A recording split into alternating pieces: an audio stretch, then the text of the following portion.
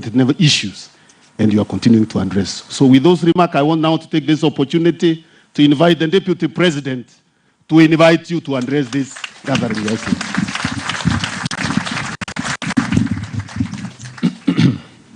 Your Excellency, the President of the Republic of Kenya, Honorable Uhuru Kenyatta, the former Prime Minister, Right Honorable Raila Odinga, Ministers present, the Governor of Kiambu,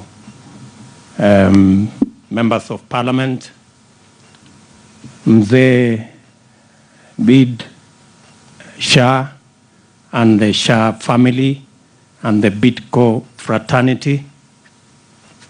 Distinguished guests, ladies and gentlemen, good afternoon.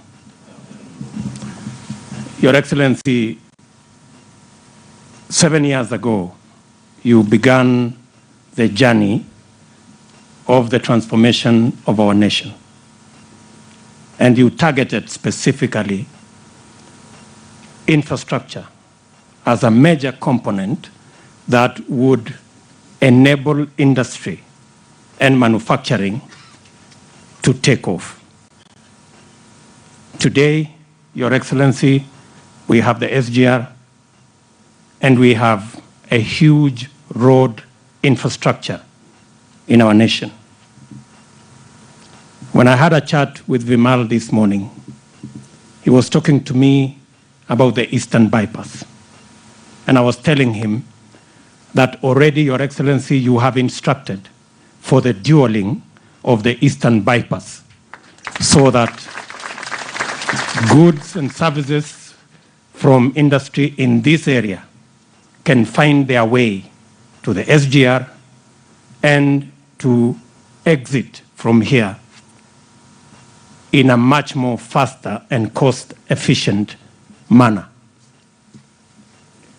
Your Excellency, many of the people who are hired in this facility, when I was talking to the CEO, many of them are graduates from our TVETs.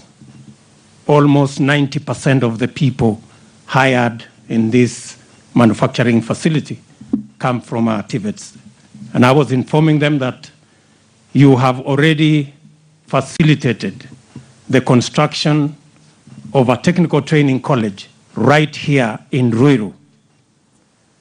And there will be a collaboration between this facility and the TVET that is coming up in Ruiru so that we can train personnel that will be industry and job market ready for them to take up jobs in these facilities.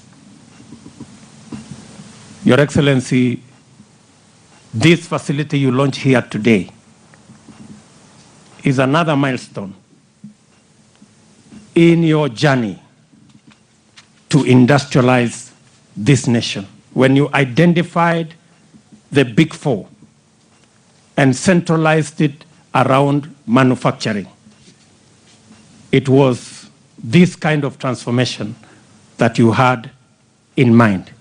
And Your Excellency, we are very proud as members of your team to work with you as you personally take charge of the public-private partnership and discussion that has facilitated this kind of investment by the private sector on a factory like this. This factory, Your Excellency, creates value adds, creates jobs, adds entrepreneurs and business people, and finally creates wealth that eliminates poverty in our nation. And therefore, Your Excellency, a big congratulations to the Bidco family for this great investment. With those few remarks,